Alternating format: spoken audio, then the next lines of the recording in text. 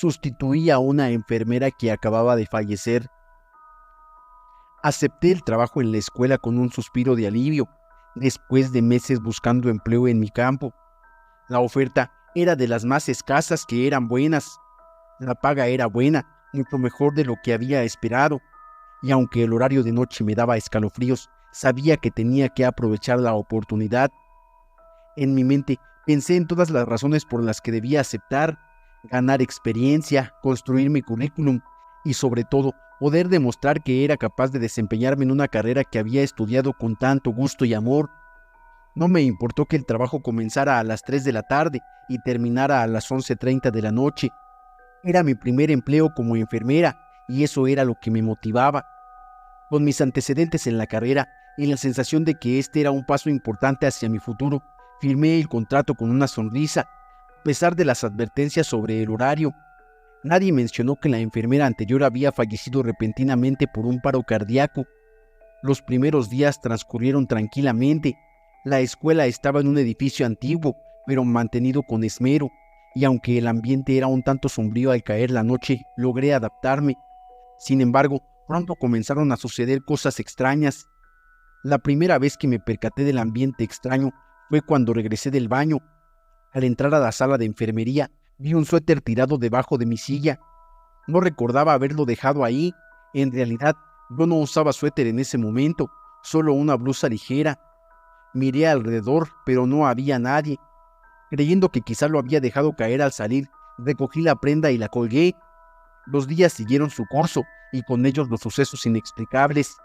Los aires de misterio rondaban la escuela, y yo me encontraba atrapada en una atmósfera cada vez más inquietante. A menudo, las luces de la sala parpadeaban sin razón aparente, y muchas veces necesitaba buscar mis herramientas de trabajo, solo para descubrir que habían desaparecido. En el fondo, pensaba que quizás podría atribuirlo al estrés del nuevo trabajo, pero no podía evitar sentir que había algo más. Una noche, mientras revisaba algunos suministros, escuché lo que sonaba como un susurro detrás de mí. Me volví, pero la sala estaba vacía.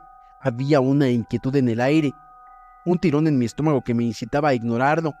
Sin embargo, no podía ignorar lo que sentía en mi piel. La sensación de que me estaban observando comenzó a intensificarse, y yo pasaba las horas en vela, examinando cada rincón, como si esperara a ver a alguien escondido. Con el paso de las semanas, lo que comenzó como simples inconvenientes se tornó en situaciones verdaderamente perturbadoras. Una de las experiencias más escalofriantes ocurrió una noche cuando, mientras me disponía a organizar los medicamentos en mi carrito, un tirón brusco hizo que el carrito se resbalara hacia el fondo de la sala. Vi como en una fracción de segundo los frascos y cajas de medicamentos se esparcieron por el suelo y escuché un estruendo que resonó en mis oídos. No había nadie más en la sala. Mi corazón latía con fuerza y la adrenalina inundó mis venas. Miré alrededor con la esperanza de que alguien me viera, pero era solamente yo con mis pensamientos. Recogí los medicamentos del suelo temblando, alejando la idea de que había algo más que estaba sucediendo. Entonces comencé a plantearme si había algo que no sabía. Quizá el lugar estaba embrujado, por eso era una buena propuesta laboral.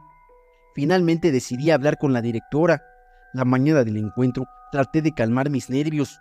No sabía cómo iba a abordar el tema, pero algo dentro de mí me decía que necesitaba contárselo a alguien. Al entrar a su oficina, la directora, con una mirada amable, me preguntó que cómo iba mi adaptación y si había tenido algún problema. La oportunidad se presentó, así que me armé de valor. Quería hablar sobre algo que me está observando desde que comencé a trabajar aquí. Empecé. He tenido algunas experiencias extrañas en la sala de enfermería, cosas que no puedo explicar. Ella escuchó muy atenta, pero algo en su rostro cambió cuando mencioné sobre si alguien había hecho brujería o algo que hubiese pasado ahí. Finalmente, la directora se quedó en silencio por un momento antes de hablar. La enfermera que trabajaba aquí falleció de un paro cardíaco durante su turno. Fue muy repentino. Me siento mal por no habértelo mencionado antes, pero como es algo tan difícil, sus palabras se quedaron en mi mente un rato, helando el aire a mi alrededor. Sin embargo, no era el único hielo que sentía en ese instante. Contamos con profesionales para ayudar a quienes pueden sentir la presencia de otros. Continuó refiriéndose a la idea de que las almas pueden quedarse atrás. La directora me miró a los ojos, como si pudiera ver más allá de mi temor. Ella misma había escuchado relatos sobre aquellos que no logran dejar este mundo. Al término de nuestra conversación, ella prometió ayudarme a encontrar un camino para dejar la escuela, a pesar de que estuve adentrada en la situación. Sin embargo, poco mejoró a partir de ese momento. Mi salud comenzó a deteriorarse mientras sentía cada vez más fatiga. Las noches se hicieron más insoportables. Era como si algo estuviese alimentándose de mis miedos, como si el mismo edificio me estuviese atrapando en una telaraña de energía negativa. Una noche, al cerrar la puerta de la sala de enfermería, sentí un frío intenso que me hizo estremecer. Me di la vuelta y la puerta se cerró de golpe atrapándome adentro. Los minutos se convirtieron en horas. Grité, di fuertes toquidos en la puerta, pero nadie escuchaba mis súplicas. La luz parpadeó varias veces antes de apagarse por completo, dejándome en la penumbra. Era como si estuviera atrapada en un laberinto tenebroso de sombras. La sensación de pánico era abrumadora y en mi mente ya vagaban pensamientos oscuros. Me cuestioné si era objeto de un tormento silencioso, como si la enfermera anterior hubiera decidido no dejarme salir. Finalmente logré abrir la puerta. Cuando salí, el aire fresco me dio la bienvenida, pero la calma no duró. En el fondo, sabía que no era solo mi mente. La presencia en la escuela se hacía más fuerte cada día. Tomé la decisión de no quedarme por más tiempo. Ya no podía seguir así. Hablé con la directora al día siguiente, explicándole lo que había experimentado y los terribles acontecimientos que ya no podía ignorar. A medida que escapaba de aquel lugar, sentí que para otros mi historia podría parecer una locura, pero yo sabía que era real. 6 meses después de haber comenzado, finalmente dejé la escuela, pero no sin un último encuentro. La directora, con una mirada comprensiva y de pesar, prometió proporcionar buenas referencias para mis futuros empleos. Sus palabras fueron un rayo de luz a pesar de esa oscuridad. Quería ayudarme a salir de esa pesadilla. Durante el tiempo que pasé ahí, aprendí que no todo lo que brilla es oro. La escuela en la que había soñado trabajar se convirtió en un lugar lleno de mis peores experiencias, pero también me brindó una lección invaluable. A veces la vida te lleva por caminos inesperados y no siempre puedes luchar con lo que no comprendes. Al final, dejé aquel lugar con la frente en alto, pero con un miedo que nunca antes había experimentado. Ahora ya sé qué cosas preguntar para mi siguiente empleo. Vi cómo quemaron a una bruja. Hola Pepe, tengo 33 años y tengo una gran herencia de brujos de parte de mi madre. Cuando mis padres se conocieron, fue porque mi papá, saliendo de la preparatoria, se fue de viaje con algunos amigos a Coatzacoalcos, Veracruz, ya que de ahí era uno de ellos. En su relajo se fueron a Catemaco porque no creían sobre los brujos, y bueno, ahí se conoció con mi mamá. Mi papá es de la Ciudad de México y se les arreglaba para ir a ver a mi madre hasta Veracruz, y en una de esas idas la convenció de irse a vivir con mi papá a la Ciudad de México. Soy la tercera de 4 hermanos y a todos nos interesa mucho el tema de la brujería, pues mi madre sí se dedica a eso. En la familia de mi padre son muy apáticos para esos temas. Sin embargo, mi padre siempre ha apoyado a mi madre en todo. Cuando cumplí 14 años, mi madre nos llevó a la misa negra para quitarnos todas las malas energías y así. Yo no estaba muy de acuerdo con todo lo que hacían y cosas que mi mamá debía hacer por trabajo. Sin embargo, mis opiniones no tenían mucho peso. En ese viaje, mis padres nos pidieron mucha discreción y que evitáramos hacer comentarios que no tuvieran sentido o de burla. Pero mis hermanos y yo, entre la pubertad y adolescencia, la verdad es que no nos importaban tanto sus advertencias. Ese día fue una gran experiencia con la misa y todo lo que hicieron. Sin embargo, ver a tantas personalidades, había cosas que nosotros no creíamos, ni mucho menos respetábamos, por lo que si había algunas cosas o personas nos burlábamos. Al día siguiente mi madre estaba muy molesta porque se había sentido irrespetada y con mayor razón. Mi padre nos pidió que nos disculpáramos porque al final esa era la cultura de mi madre, pero el castigo fue que ellos se irían a seguir sus planes y nosotros. Nos dejaron dinero para comidas y fue todo. Era nuestro segundo día de 8 que estaríamos ahí. Todo marchó con normalidad. Tratamos de no meternos en problemas y así. 2 días antes de irnos, me fui con uno de mis hermanos a caminar. Ya estaba anocheciendo y no recuerdo bien por dónde nos metimos. Se supone que estaba buscando comprar refrescos y botana. Mi abuela ya nos había dicho a dónde ir y qué calle seguir, pero a esa edad nada nos importaba. Terminamos caminando por un lugar que tenía cosas colgadas en los árboles, como figuras y huesos o algo así, pero más allá de darnos miedo, despertó nuestra curiosidad y seguimos caminando como fieles turistas. Llegamos a una parte en donde se comenzaron a escuchar como regaños. Mi hermano y yo nos miramos como extrañados. Sin embargo, con preocupación tratamos de acercarnos a donde escuchábamos que provenían las voces. De pronto, se escucharon llantos de varias mujeres, y una de ellas con un grito de desesperación decía: «¿Por qué, hija? ¿Por qué tuviste que hacer esto?». Cuando mi hermano y yo llegamos al lugar, vimos que había como una especie de cuarto, que solo tenía 2 muros, y del otro lado había como una cortina grande, y en la esquina había unos ladrillos con un montón de ramas secas que un señor estaba prendiendo. De verdad, era una llama muy grande. Luego, solo vimos cómo entre todas las mujeres que lloraban, salió una señora muy anciana a darle algo de tomar a la mujer que tenían amarrada. Más a fuerzas que de ganas, se tomó lo que la anciana traía como en un botecito, y comenzaron a decir cosas que yo no entendía para nada. Sin embargo, estábamos muy atentos a todo. Unos minutos después, de la nada el señor que prendió las ramas tomó a la mujer del cabello y lo aventó hacia el fuego. Al instante se escucharon unos gritos desgarradores, tanto de la mujer como de las señoras que estaban a su alrededor. Yo me quedé en shock y mi hermano, que es mayor que yo, me jaló para irnos y nos echamos a correr tan rápido como pudimos. Yo sentía que nos perseguían. En todo el camino no podía quitarme de mi mente aquella imagen de cómo aventaban a aquella mujer a su terrible destino. En cuanto llegamos a casa, de la impresión no podía ni hablar. Yo simplemente comencé a llorar y le rogué a mi madre para que nos fuéramos de ahí. Ya más tranquilos, le contamos a mi madre todo lo que vimos y dijo que no podíamos hacer nada porque eran cosas en las que nadie se debía meter. Para acabarla, también nos regañó por irnos a donde no debíamos. Sí aprendí a la mala a no seguir tanto mi curiosidad. Después de eso, ya no salía de la casa de mi abuela, sin salir con ella o con mi madre. Mi madre nos ayudó a superar todo eso, porque yo sufría de pesadillas que me despertaban gritando a medianoche. Me duró tanto el trauma que no podía salir a la calle sola. Para todo alguien debía acompañarme. Cuando regresamos a la Ciudad de México, yo no volví para nada a Catemaco ni de chiste. Hasta hace apenas unos 3 años que falleció mi abuela. Aún así, fue solo para despedirme de ella y regresé a mi ciudad. Solo uno de mis hermanos ha seguido los pasos de mi madre y toda su familia. Incluso se fue con mi mamá un tiempo a prepararse. Le gusta mucho y le va bien. Él dice que siempre va a buscar ayudar antes que perjudicar a otros. Aún así, a todos nos gusta escuchar del tema. Yo no tengo hijos, pero sí sobrinos que veo que están muy interesados en todo esto. Solo espero que ninguno de ellos se vea en la necesidad de desvivir a alguna bruja, como lo vi yo en mi adolescencia. La Llorona casi se lleva a mi primo recién nacido. Hola Pepe, ya tengo tiempo viendo los videos en tu canal y la verdad es que me gustan mucho. Desde que te encontré, siempre quise contarte una historia que me sucedió muchos años atrás y cada vez que la recuerdo me da escalofríos y un poco de miedo.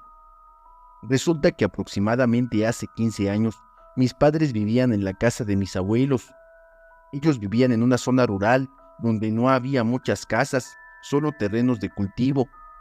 En esa ubicación hay un canal que va directo a una presa donde han ocurrido muchos incidentes y, según dicen, hay apariciones fantasmales. La casa de los abuelos era muy grande y la mayoría de mis tíos y tías vivían ahí cómodamente. Cerca de la casa, mis abuelos tenían una bodega grande donde guardaban sus vehículos, herramientas de trabajo y cosas por el estilo. Todo comenzó cuando uno de mis tíos se convirtió en padre. A los pocos días de haber nacido el bebé, yo comencé a escuchar llantos de un niño. Al principio pensaba que eran de mi primo recién nacido, hasta que una noche el llanto se intensificó y escuché que provenía de aquel canal. Se me hizo extraño, ya que mi tío dormía cerca de donde dormían mis abuelos, que era en la parte trasera de la casa, un lugar opuesto de donde provenía aquel llanto. Una noche, impulsado por la curiosidad de mi niño interior de aquel entonces, me asomé por la ventana. Al observar, vi a una mujer vestida de novia, pero con un aspecto muy desaliñado. La ropa que llevaba se veía vieja y desgastada. Además, su apariencia parecía más la de una persona indigente que la de una novia. Al observarla, mi cuerpo reaccionó de inmediato, se me erizó la piel y unos escalofríos recorrieron mi espalda. Sin embargo, a pesar de todo, mi inocencia de niño no me dejaba asimilar lo que estaba observando, que era directamente a la misma Llorona. A la mañana siguiente, le conté a uno de mis primos mayores lo que vi la noche anterior y los llantos de bebé que escuché aproximadamente a la 1 de la madrugada. Él rápidamente entendió todo y aunque no me dio una respuesta verbal, por la expresión de su cara supe que lo que observé no era nada bueno. Ese mismo día falleció un pariente de mi familia que vivía muy lejos de ahí. Todos mis tíos se fueron y solo nos quedamos mi primo mayor y yo. Debido a que la persona fallecida vivía muy lejos de donde estaba mi abuelo, mis tíos llegarían a altas horas de la noche. Mi primo mayor y yo dormimos juntos en aquel cuarto donde yo había visto a la mujer. Cuando dieron las 12 de la noche, comenzaron a escucharse los primeros llantos de bebé. Estábamos completamente solos, así que no podía ser alguien que estuviera cerca. Con mucho miedo, mi primo y yo nos asomamos por la ventana y observamos a aquella extraña mujer. Todo se volvió silencio de un momento a otro, y cuando mi primo se dio cuenta de esto, rápidamente me jaló y me llevó a la cama donde nos tapamos. Él me abrazó fuerte mientras comenzaba a decir una oración. Yo no entendía lo que pasaba y en mi mente solo me preguntaba, ¿qué hacía esa mujer sola a esas horas? Cuando terminó de decir su oración, nos quedamos dormidos, pero pasadas las 2 de la madrugada volví a escuchar aquel llanto. Sin embargo, ya no era un niño, ahora era el sollozo de una mujer adulta. Al poco rato, mis tíos llegaron y el llanto cesó. A la mañana siguiente, mi primo mayor y yo contamos todo lo sucedido la noche anterior a mis tíos, quienes rápidamente bañaron al bebé recién nacido en un alcohol preparado con hierbas. Además, compraron cajas de cigarros y los comenzaron a colocar en la ropa del bebé.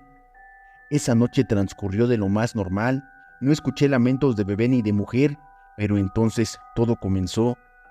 De repente, en medio de la noche, mi tío empezó a gritar fuerte y con mucha desesperación por toda la casa. «¡No está el bebé! ¡No está!».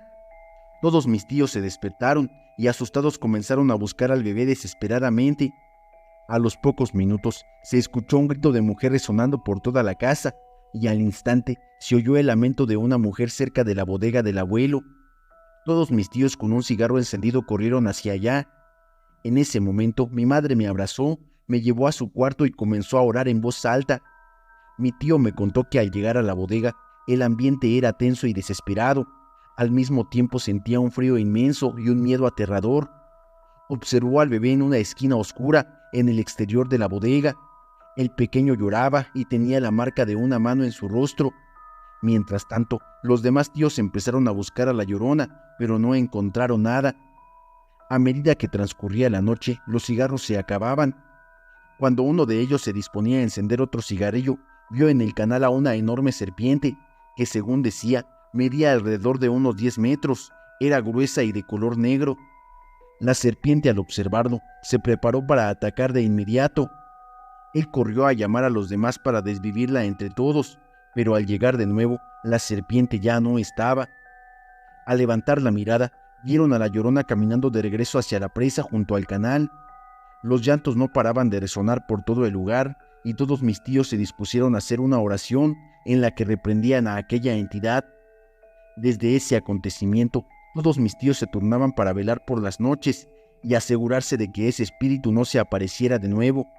Además, continuaron llenando al bebé de cigarros y bañándolo con alcohol de hierbas, según ellos, para eliminar el olor a leche materna que atraía al espíritu de la Llorona. Mi abuelo me contó que hacía muchos años le sucedió exactamente lo mismo, pero en su historia me narró que la Llorona ya se había llevado a un niño muy cerca de aquella presa, y lo único que hicieron fue orar en voz alta mientras la miraban a los ojos. Me dijo que mientras oraban, vieron cómo a la Llorona le comenzaban a aparecer quemaduras por todo el cuerpo, y en un parpadeo desapareció, no sin antes emitir un grito fuerte y aterrador. Desde aquel día, cada vez que nacía un nuevo integrante en la familia, le ponían cigarros y lo bañaban en ese alcohol especial. Además, siempre alguien tenía que quedarse despierto, velando por la familia todas las noches. Espero que te haya gustado mi historia. Fue algo que desde que encontré tu canal siempre quise contarte.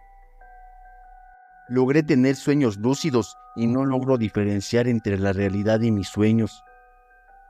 Hola Pepe, te mando un saludo desde Baja California Sur. Bueno, primero que nada, trataré de ser breve. Desde niño he sentido una enorme fascinación por los temas paranormales y comencé a practicar los sueños lúcidos debido a pesadillas que solía tener. Obtuve la información de distintos sitios web y algunos consejos de un santero.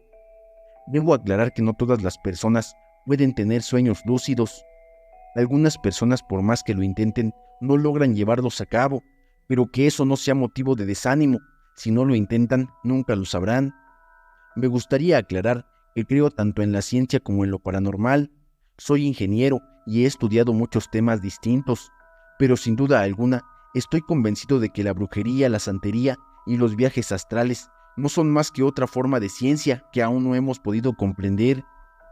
Estas prácticas manipulan materia orgánica y energía para llevar a cabo sus trabajos, por lo cual creo que transforman la materia mediante un proceso que desconocemos. Bueno, no me quiero desviar del tema.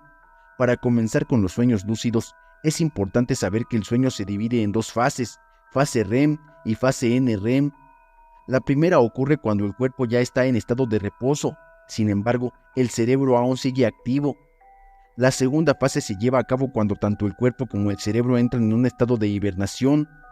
La práctica de los sueños lúcidos debe ser sumamente constante, cada noche sin excepción.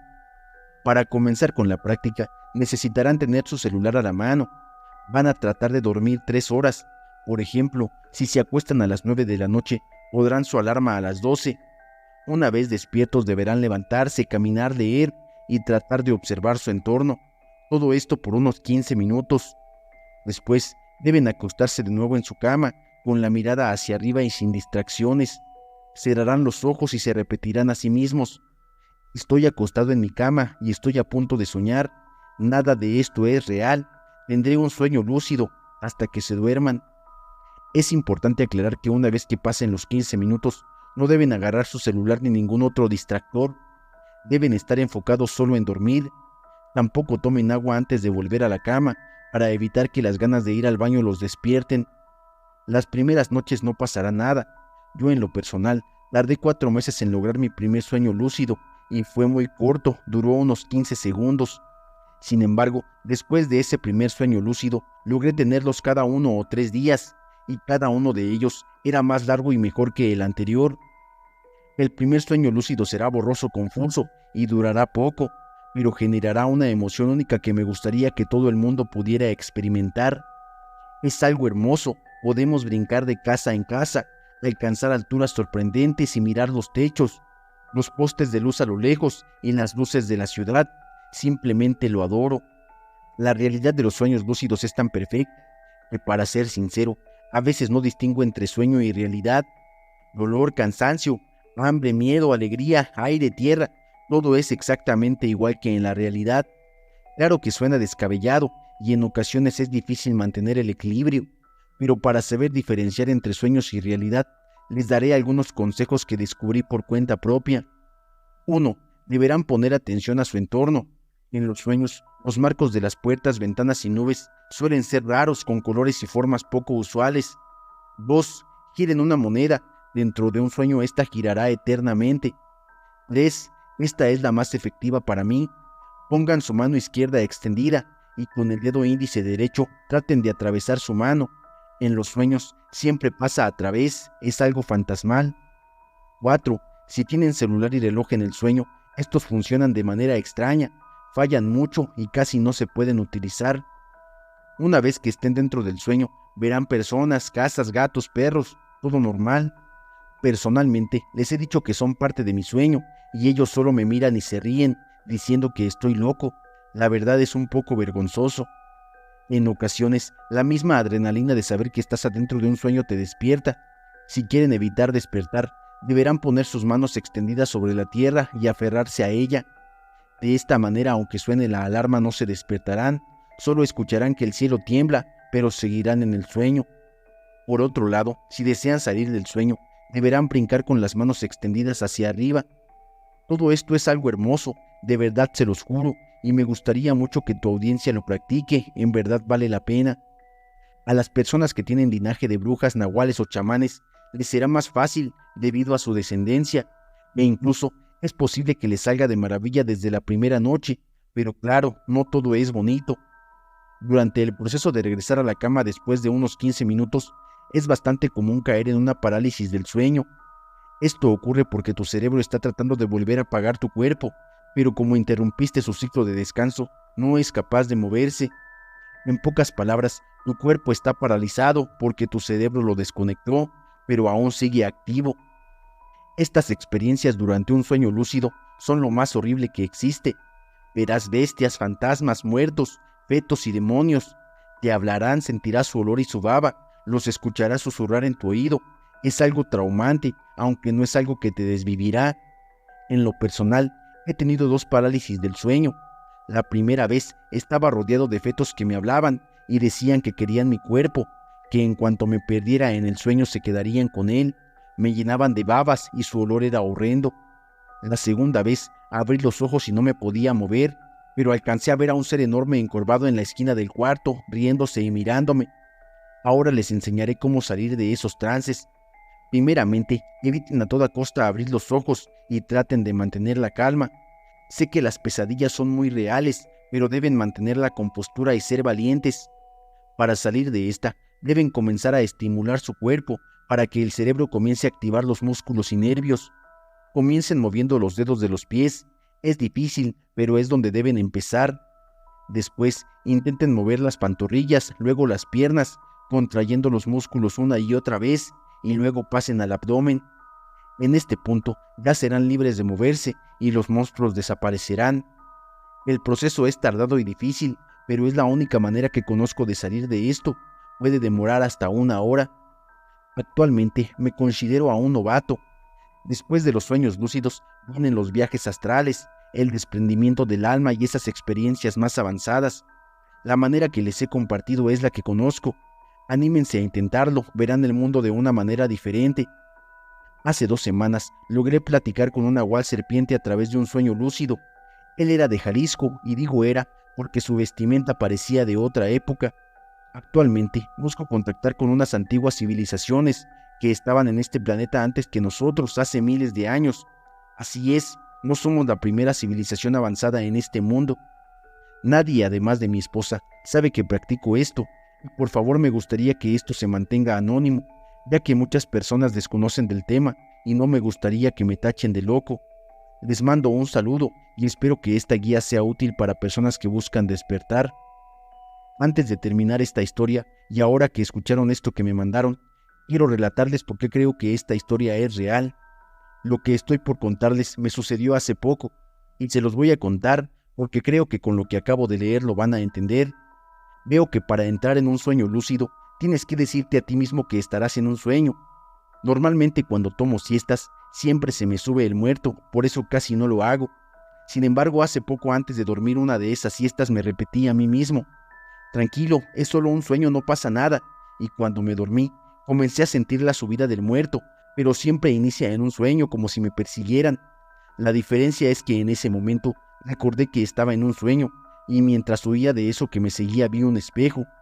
Por las historias que relato, sé que los espejos son portales, así que me metí al espejo y comencé a trasladarme como en diferentes dimensiones. Sabía que era un sueño, lo cual fue increíble. Veía a la gente, pero ellos no sabían que yo sabía que estaba en un sueño. Fue fantástico, había colores y paisajes que en la realidad nunca había visto. Me pareció magnífico, y más porque desperté cuando yo lo decidí. Por mi parte, siento que fue por accidente, pero al parecer también existen peligros de practicar los sueños lúcidos, así que esto ya es decisión de cada quien. La envidia hizo que mi amiga me hiciera brujería. Hola Pepe, espero que te encuentres muy bien. Hoy vengo a relatarte una de las historias más horribles de mi vida. Siempre creí que la amistad era uno de los lazos más puros que existen. Desde que tengo memoria, la vida me regaló a alguien que se convirtió en mi mejor amiga con los años. Desde pequeñas éramos inseparables. A medida que crecimos, la vida nos llevó por caminos distintos. Yo me casé joven y tuve 2 hijos, y a pesar del trabajo que causa la vida de madre, yo me sentía bien con todo lo que tenía. Mi amiga, en cambio, vivía una vida muy diferente. andaba en el relajo y pues vivíamos nuestra juventud de forma distinta. Muchas veces salí con ella, pero ya no podía andar de fiesta en fiesta con ella, así que eso comenzó a separarnos. Con el tiempo, noté pequeñas cosas que me hicieron dudar de su lealtad, comentarios sarcásticos a cada rato, siempre me lanzaba una mirada extraña cuando le hablaba de mi familia. Reprimí esos pensamientos, convencida de que eran imaginaciones mías. Sin embargo, algo en su actitud comenzó a cambiar de manera sutil pero inquietante.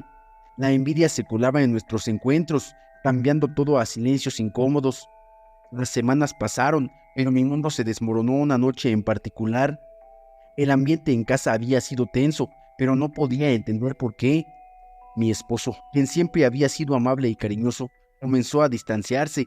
Las discusiones se volvieron más frecuentes y sin saberlo, mi amiga se convirtió en su confidente. Mientras yo intentaba comprender qué sucedía, ella se deslizó a su vida y llenó su mente de dudas sobre nuestro matrimonio. Todo comenzó un día que encontré sal en la entrada de mi casa y tontamente la pateé con mis pies. Es más, ni siquiera la barrí, duró ahí unos 3 días. Días después, justo frente a mi puerta a mitad de la calle, había una cabeza de un animal. Estaba en una bandeja con plantas y otras cosas. Ese día regresé a mis hijos a sus cuartos y una vecina me dijo que eso parecía brujería.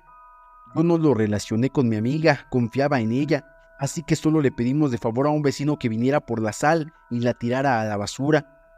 Luego en las ventanas que daban a la calle comenzaban a aparecer como pedazos de tela con sal y otras cosas. Para ese momento yo ya no sabía qué hacer, ni mucho menos con quién acudir, así que solo se me ocurrió hablarle a mi amiga para contarle. Ella me escuchó y me dijo que no me preocupara, que no pasaba nada, que a lo mejor alguien estaba jugando, pero que eso no era nada de brujería, y yo le creí.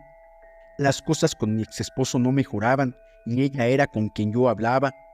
De pronto parecía que en lugar de ponerse triste conmigo, la sentía como contenta. Cada que me decía algo, lograba ver como que parecía que sonreía. Recuerdo una tarde en especial, mientras estaba jugando con mis hijos, recibí un mensaje de ella diciendo: «Ay, cariño, siempre supe que tu esposo no era el indicado para ti», como si sus palabras fueran malintencionadas. Todo se volvía más evidente con cada comentario manipulador, pero hasta ese momento no lograba comprenderlo. No entendía cómo había llegado hasta este punto. ¿Por qué a mi amiga le bastaba con sembrar dudas para desestabilizar lo que yo había construido con tanto esfuerzo? Pero lo peor ocurrió cuando, sin previo aviso, mi esposo me dejó. Al principio creí que era un mal sueño del que pronto despertaría, pero la dura realidad me golpeó con fuerza. En cuestión de semanas, mi amiga y mi ex esposo comenzaron a verse. Fue en el silencio de mis noches solitarias que comprendí que mi amiga me había hecho un trabajo de brujería. Mis amigos no lograban encajar ese rompecabezas y mi familia tampoco sospechaba del oscuro juego que había tejido alrededor de nosotros. Pensé que solo era envidia. En su afán por tener lo que no era suyo, mi amiga había cruzado una línea que jamás debió cruzar. La vida siguió, y aunque yo sentía que mis días se alargaban, mis hijos eran el único rayo de luz en mi existencia. Comencé a buscar respuestas, a hablar en secreto con quienes sabían de las artes ocultas. Ciertos rituales, las invocaciones de fuerzas oscuras y el uso de figuras que parecían inofensivas simplemente se esfumaron de mis pensamientos, aunque su presencia era innegable. Encontré una mujer sabia, una anciana que sabía del poder de las energías y la brujería. Me habló de las intenciones, de la fuerza de voluntad y de lo que se requería para romper las cadenas que unían el alma de uno con la voluntad de otro. La anciana me enseñó a proteger a mis hijos, a construir una barrera que me mantuviera alejada de la influencia de mi amiga. Después de un tiempo, descubrí que mi amiga y mi ex esposo poco a poco se alejaban, pero la noticia que llegó a mis oídos fue suficiente para que la confusión invadiera mis pensamientos. La pareja había comenzado a presentar problemas. La magia que mi amiga había conjurado no solo había afectado mi vida, también la suya. Era doloroso ver cómo la vida le devolvía lo que había sembrado, pero había algo de justicia en ello. Un día, mientras caminaba por el parque con mis hijos, vi a mi amiga y a mi ex esposo. Ella había cambiado, su rostro antes lleno de vida, ahora reflejaba una sombra. En su mirada había desesperación, como si la brujería que había ejercido sobre mi vida ahora solo la consumía a ella. En ese momento comprendí que nunca había perdido del todo. Había sido mi amiga quien había desviado su vida por caminos oscuros y en su egoísmo había olvidado que todo acto tiene consecuencias. La aparente felicidad que exhibía era toda una mentira. Mientras me acercaba, sentí que ya no necesitaba miedo ni resentimiento, me había liberado de sus cadenas. Al enfrentarme a mi amiga, la vi como una sombra de lo que había sido. Siento lo que has hecho, le dije, dejando caer cada palabra como un peso en su mente. Tu vida te ha consumido y hoy por fin veo la verdad. Sus ojos se llenaron de lágrimas, pero no vi arrepentimiento, solo una profunda tristeza, como si se diera cuenta de que había perdido no solo a mi ex esposo, sino también a su amiga. Mientras me alejaba, sentí que solté todo lo malo de mi vida. La amistad que una vez significó tanto se había ido. Un collar con brujería casi me desvive. Hola Pepe, espero que te encuentres muy bien. Te voy a relatar mi historia. Espero que sea del agrado de tu público. Y pues bueno, comienzo. Siempre había sido una persona muy escéptica. A todo le buscaba lógica y razón. Para mí Dios o el diablo no existían. Todo era producto de la imaginación de personas ignorantes que no tienen nada que hacer. Pero mi forma de pensar cambiaría radicalmente a partir de un regalo que me hizo una amiga. Todo comenzó hace algunos años, cuando trabajaba muy duro en un bufet jurídico, junto a 6 compañeros, entre ellos mi gran amiga Isela. Todos queríamos ascender y tener un mejor salario, por lo que la competencia era muy fuerte entre nosotros. Gracias a mis padres, yo tenía muchos conocimientos, ya que ellos se esmeraron totalmente en mi educación. Era tenaz, luchadora, y para mí cualquier reto era un desafío logrado. Este hecho era algo que mis jefes y compañeros veían y admiraban de mí. Entonces llegó a mí un caso muy difícil que pude resolver, llevando al bufet a un lugar de prestigio. Con ello obtuve un ascenso y también un buen aumento a mi nómina salarial. Además, para mi fortuna, Mario, mi compañero de trabajo, de quien estaba enamorada en secreto desde hacía mucho tiempo, me pidió ser su novia. La vida no podía ser más perfecta. Estaba tan feliz que volaba entre las nubes. Mi amiga Isela, muy contenta por todos mis éxitos, preparó una fiesta para mí y me decía lo orgullosa que estaba de mí. Para terminar la sorpresa, me regaló un hermoso collar de piedras muy bonitas que hacían juego con la pulsera y los aretes. Isela me animó a ponerme su regalo. La verdad es que se veía precioso, pero aquí comenzó todo mi tormento. A los pocos días empecé a sentirme cansada, débil y enferma. Cuando no tenía diarrea era vómito. Bajé de peso increíblemente. El cabello se me caía a montones y cada día estaba peor. Todos decían que me veía muy mal. El doctor me mantenía bajo tratamiento y estudios clínicos. Un día tenía que hacerme unos rayos X y la enfermera me pidió que me quitara el collar, los aretes y la pulsera para realizarme el estudio. Salí del consultorio y se me olvidó ponerme el collar y los demás accesorios. Ese día por la tarde me volví a sentir con ánimos y energías. Esa noche descansé y dormí bien, cosa que hacía tiempo no podía. Inexplicablemente empecé a sentirme muy bien y de mejor salud. Los días iban pasando y yo estaba otra vez con vida. Todos decían que me veía mejor y yo me sentía muy bien. Isela estaba feliz de verme así y me dijo: amiga, sabes que te quiero mucho y solo deseo lo mejor para ti. Por cierto, no te he visto el collar. No seas malagradecida, póntelo. Mira que me costó un ojo de la cara. Yo le respondí: ay, Gisela, sí me encantó tu regalo. Se me ha olvidado ponérmelo. Te prometo que mañana lo traeré puesto. A la mañana siguiente, antes de irme a trabajar, me lo puse. Salí de casa hacia el trabajo y de pronto ese malestar y esa debilidad me envolvieron. Me sentía tan mal que como pude llegué al trabajo. Nuevamente comenzó mi tormento. Quería desmayarme. No me sentía para nada bien y me faltaba el aire. Me quité el saco, los zapatos, el collar, la pulsera y los aretes, y a los minutos me sentí recobrada, sana y fuerte. Algo en mí me dio una mala intuición.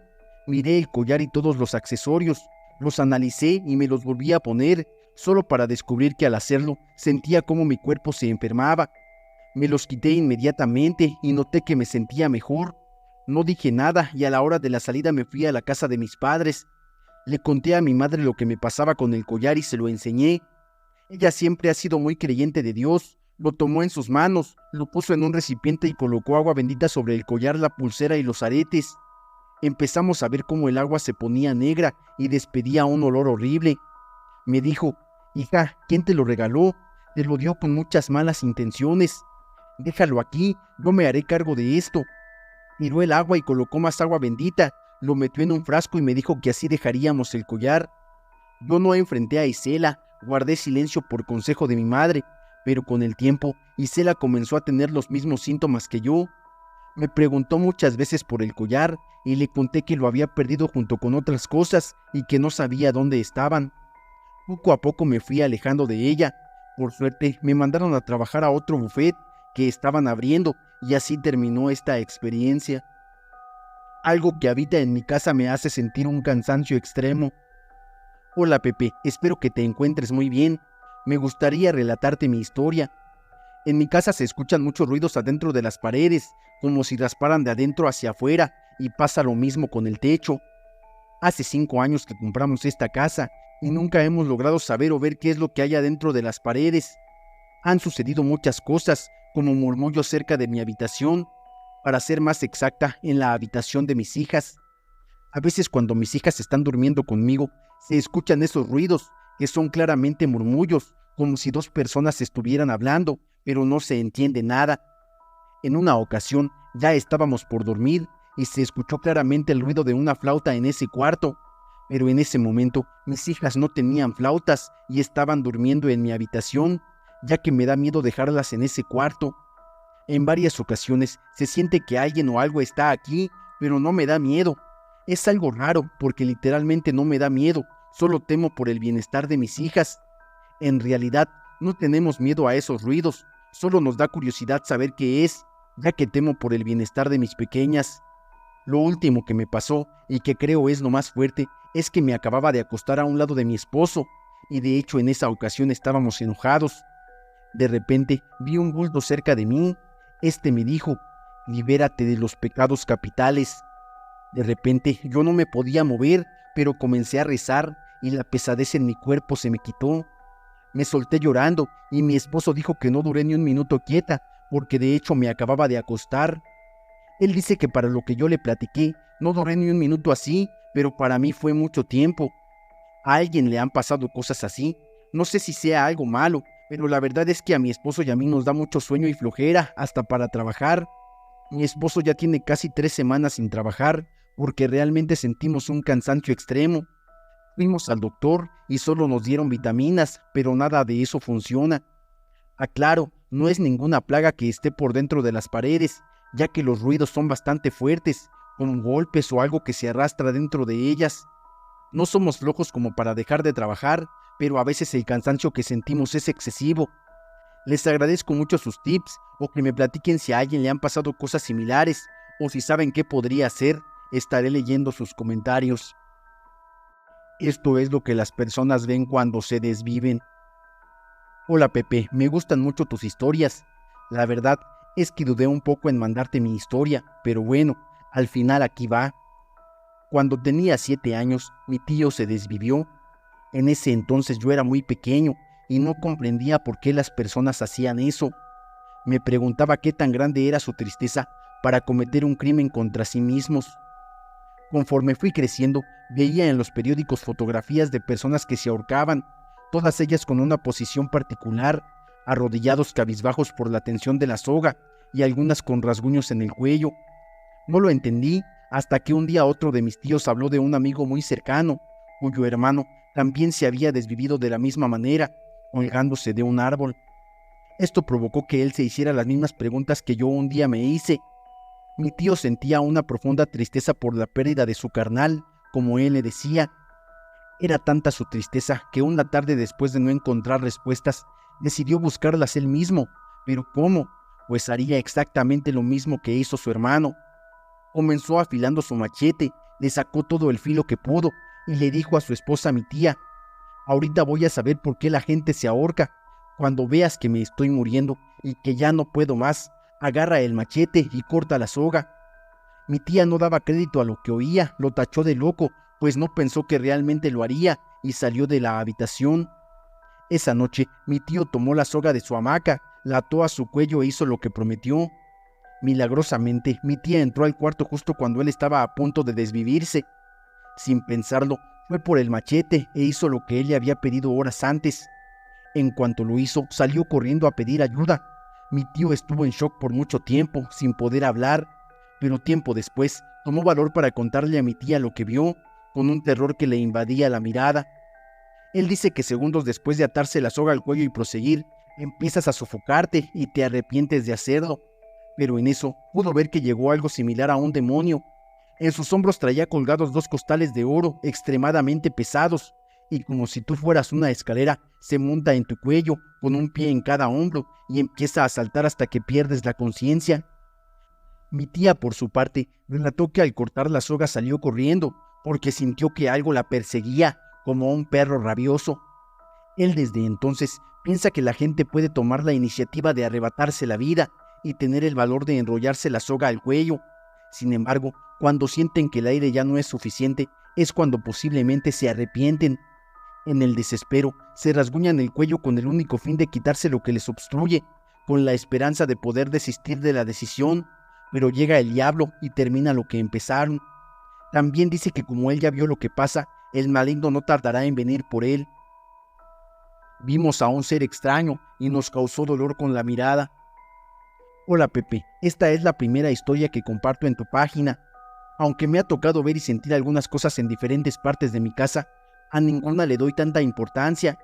De algunas hasta tengo video, pero ahí se quedan guardados. Jamás he difundido nada, porque también creo mucho en las ondas sonoras y esas también mueven cosas.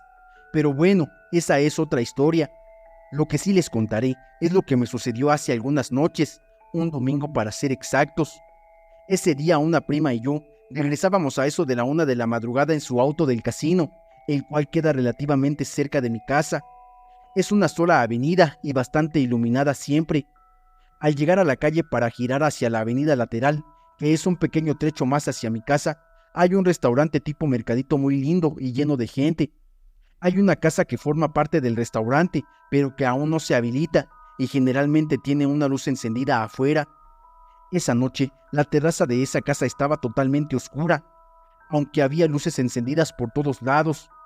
El caso es que a unos 50 metros antes de llegar al frente del restaurante, sobre la acera derecha, de esa oscuridad veíamos nada más un par de lucecitas rojas que se venían acercando. En eso mi prima dice, ¿qué es eso? ¿Será un carro? Y nos quedamos mirando. Entonces salió un hermoso perro negro, con orejas puntiagudas que parecían un lobo o un oso. Estaba un poco más grande que la medida normal, pero lo que nos llamó mucho la atención fueron sus ojos muy brillantes y rojos. En eso mi prima me dice, oye, ¿eso es un perro o qué es? Y yo respondí, pues sí, parece un perro, qué raro, ¿verdad? Ya con la velocidad mucho más baja, al doblar a la izquierda, el perro se detuvo casi al mismo tiempo que nosotras y se nos quedó mirando con una expresión que nunca antes había visto en un perro. Tenía una cara muy seria. Generalmente, los perros cuando caminan llevan la lengua de fuera, pero él no. Nos siguió con la mirada roja hasta que doblamos la esquina siguiente. De verdad, lo cuento y siento que le doy la importancia que tal vez no debería, pero nunca había sentido tal malestar en todo el cuerpo como en ese momento. Cuando dimos la vuelta a la esquina, nos retorcimos de dolor de estómago, incluso queríamos vomitar. También nos empezó a doler la cabeza y los huesos de los brazos. Lo raro es que fue a las 2 al mismo tiempo. Mi prima tuvo que detener el carro a unas 2 cuadras para poder recuperarnos un poco. Le dije que avanzara hasta un parque para poder tomar un poco de aire. Así lo hicimos, pero mirando hacia atrás a ver si el animal no nos seguía. Bendito Dios no lo hizo, pero era tal el temor que sin ponernos de acuerdo al mismo tiempo, agarramos el rosario que tenía colgado en el espejo retrovisor y que lo bendijeron en el Vaticano, y empezamos a rezar el Padre Nuestro 3 veces con sus Aves Marías. Solo así logramos respirar un poco más tranquilas, pero hasta hoy ambas tenemos dolor de cabeza y pesadillas. Anoche me sucedió algo que al principio creí que era imaginación mía, pues mientras preparaba la cena, escuché unos aullidos que venían de la misma dirección, calculando por el sonido, pero estos eran más parecidos a un lamento.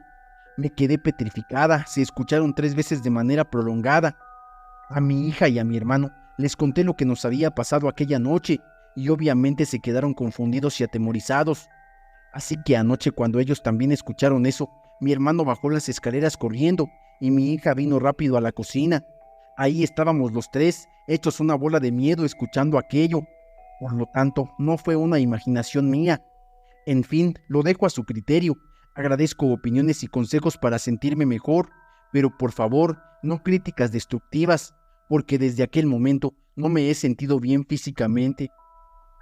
Pude ver cómo el diablo se llevó a mi abuelo por un pacto. Hola Pepe, espero que te encuentres muy bien. Te quiero contar mi historia. Saludos.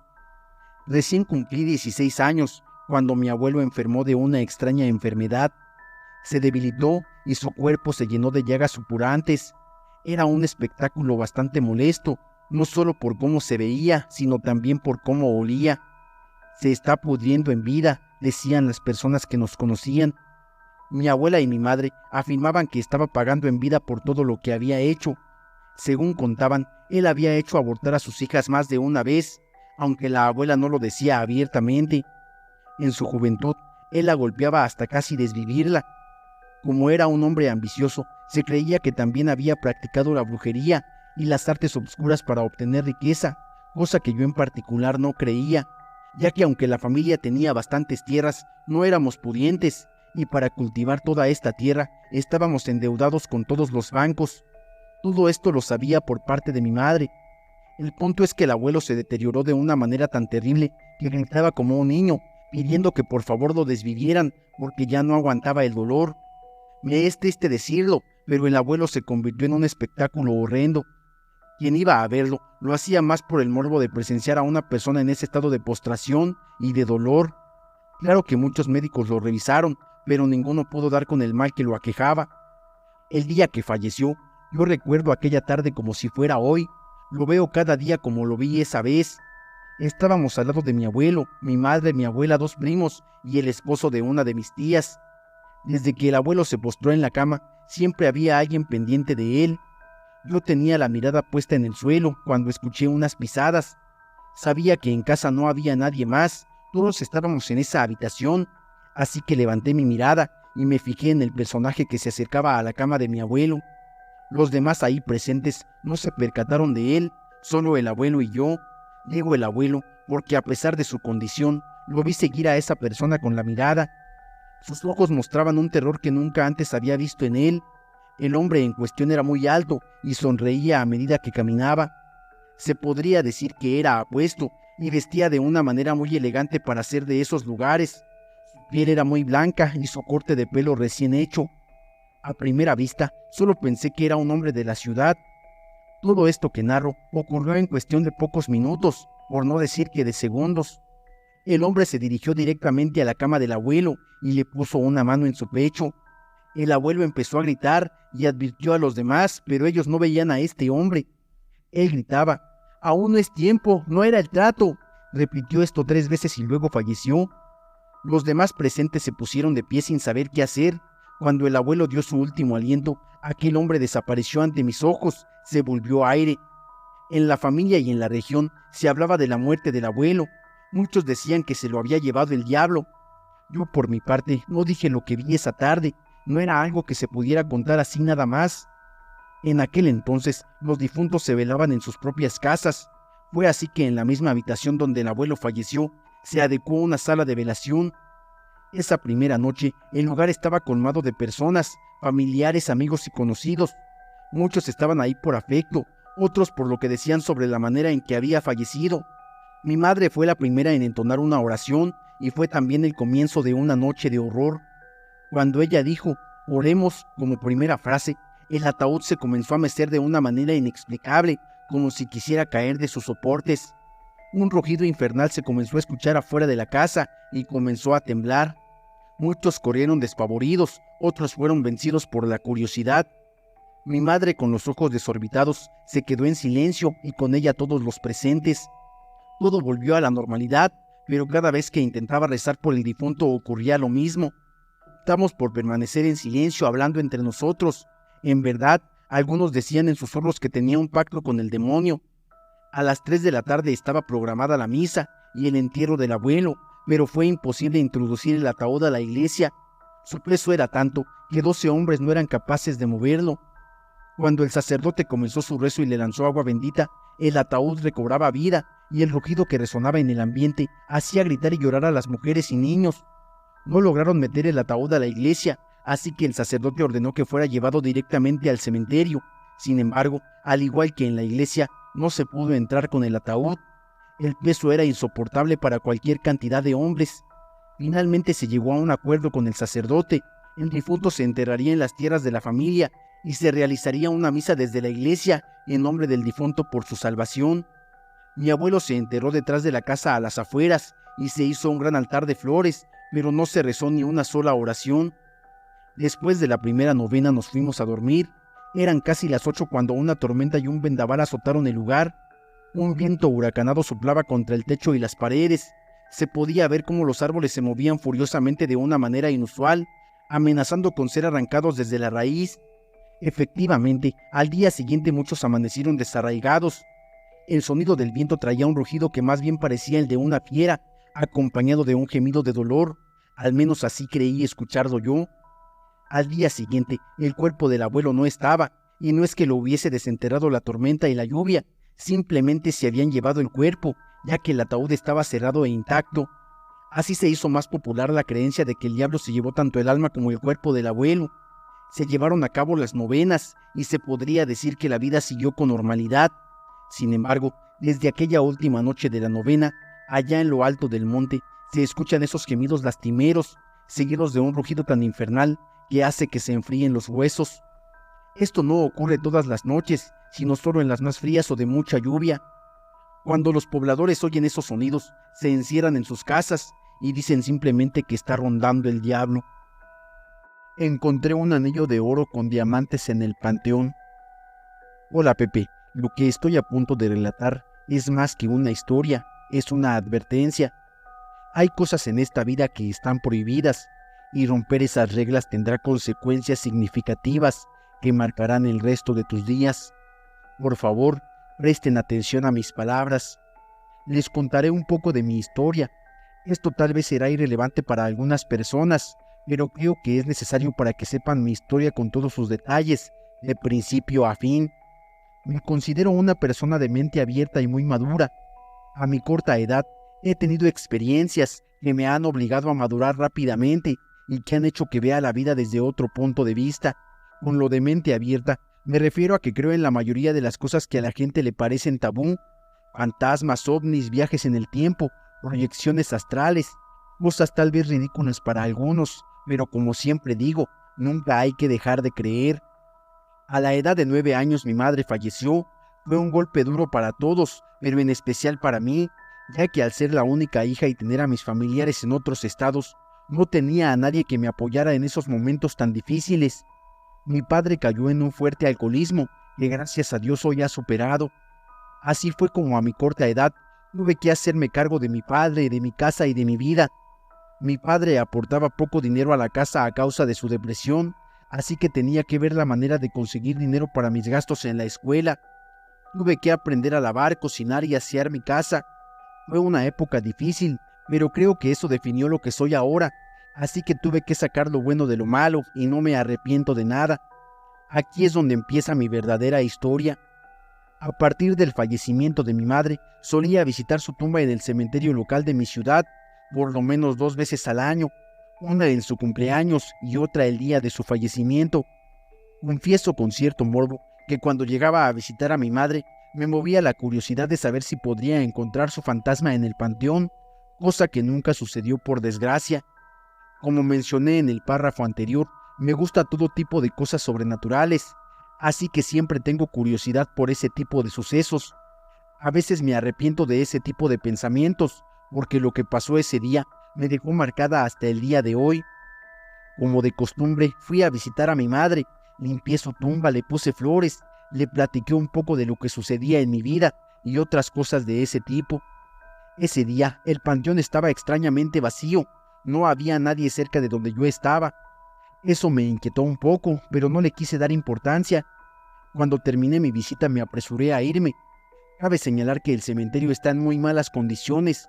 Hay tumbas abandonadas, sin nombre ni señales de visita, tumbas sobre otras tumbas, e incluso tumbas abiertas donde se ve el ataúd. Continuando con mi relato, estaba buscando el camino de regreso a la salida, ya que es un poco complicado salir, cuando algo en el piso llamó mi atención. Junto a un árbol seco se encontraba un objeto brillante, algo antiguo y empolvado, que estaba medio enterrado. Lo tomé para saber qué era y resultó ser un anillo. Este anillo era de oro y tenía una gran piedra roja en el centro. Supe inmediatamente que era antiguo, porque a mi parecer estaba pasado de moda, pero eso no importaba que el anillo fuera hermoso y lujoso, así que me llevé el anillo conmigo. No le comenté nada de esto a mi padre, porque no quería que me lo fuera a quitar o algo parecido, así que lo escondí recelosamente solo para mí. Por mi mente pasaban muchas cosas. ¿A quién le había pertenecido ese anillo? ¿Lo vendo o me lo quedo? Si lo vendiera, ¿cuánto me darían? ¿Qué haría con el dinero del anillo? En fin, el primer día pasó sin ninguna novedad. Lo curioso empezó al día siguiente. Me levanté muy temprano en la mañana para ir a buscar el anillo donde lo había escondido. Lo limpié con ácido para que quedara como nuevo y así se viera mucho más lujoso, lo que me permitiría obtener más dinero en las casas de empeño. Mientras hacía eso, escuché pasos en el piso de abajo y supuse que era mi padre que ya se iba a trabajar, así que bajé a despedirme y me di cuenta de que no había nadie. Al parecer mi padre había salido desde hace rato. Bueno, pasé por alto ese hecho y regresé a mi recámara. Cuando volví a entrar, vi que el anillo ya no estaba donde lo había dejado.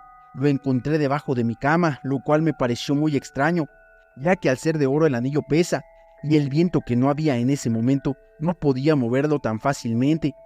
Lo que hice fue recogerlo y guardarlo, pues por hoy tenía suficiente con ese anillo. Esa misma noche me sentía muy extraña y con miedo. Escuchaba cosas como pasos, risas y respiraciones, e incluso me sentía observada. Aclaro que no soy una persona miedosa, pero ese día vaya que quería salir corriendo. Terminé durmiéndome cerca de las 4 de la madrugada y no descansé nada. Mis ojos estaban rojos e hinchados a causa del cansancio. De nuevo fui a buscar el anillo donde lo había guardado y extrañada vi que no estaba. Pensé que a lo mejor mi padre lo había encontrado y se lo había llevado, pero como mi papá seguía dormido descarté esa posibilidad. Regresé a mi recámara a buscar por todo el lugar y vi que debajo de mi almohada estaba el objeto brillante. ¿Cómo rayos había llegado ahí? ¿Habré dormido con el anillo debajo de la almohada? ¿Acaso yo lo puse ahí y no lo recuerdo? Al tocar el anillo sentí algo que no olvidaré nunca, un gran odio y una gran rabia que hicieron que mi corazón saltara de mi pecho. Lo solté inmediatamente tirándolo al suelo y no me atreví a recogerlo. Lo dejé en mi cuarto y me alejé de ahí. Tenía que tomar aire fresco y buscarle lógica a lo que estaba pasando. No sé cuánto tiempo pasó desde que salí a caminar. Pudieron ser minutos u horas. Lo único que sé es que caminé tanto que llegué al centro de mi ciudad, que está algo lejos de mi casa, y ya eran como las 3 o 4 de la tarde. En una de las calles principales de la ciudad se encuentran los típicos vendedores ambulantes, los que venden dulces, los que te limpian los zapatos, en fin. Pero había alguien que me llamó la atención. Era una señora de aspecto extravagante, muy guapa por cierto. Ella no decía nada, solo observaba a la gente. Debajo de ella había un letrero que decía: "Te leo la mano y conoce tu futuro". Tonterías pensé, pero me ganó la curiosidad, así que me acerqué a ella y le pregunté cuánto cobraba por leerme la mano.